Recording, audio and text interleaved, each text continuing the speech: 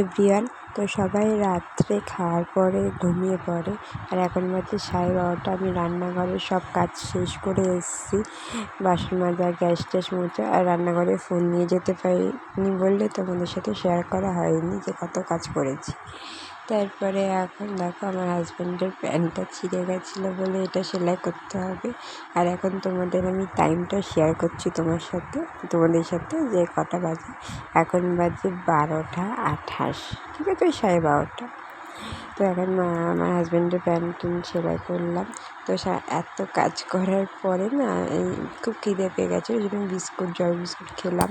তারপরে এই যে ময়েশ্চারাইজার ছাড়া তো আমার হয় না একদমই। তারপরে ড্রেস চেঞ্জ করলাম, কারণ আমি যে ড্রেস পরে কাজ করি সেই ড্রেস করে ঘুমাই না। তারপরে চুলটা একটু আঁচড়িয়ে বাঁধলাম মানে ওই খোপা, আর তো কিছু না। আর হেয়ার কেয়ার এইসব কিছুই হয় না এখন আর।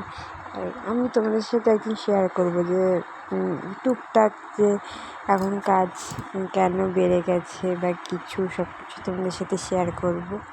তো দেখো, যারা বলে যে বউরা নাকি সারাদিন শুয়ে বসে কাটায়, তাদের লাইফ সেই সকাল 7টার সময় উঠেছি আর ঘুমোতে ওই 1:30 বাজবে এরকম।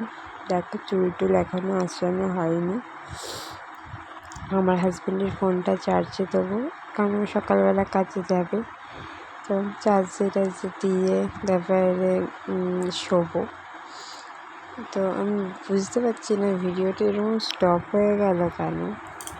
যাই হোক, তোমরা কিন্তু আমার কথাগুলো শুনতে যদি পাও, ভিডিওগুলো যদি ভালো লেগে থাকে, অবশ্যই কিছু নিচে একটা কমেন্ট করে জানবে যে কেমন লাগছে আমার ভিডিও।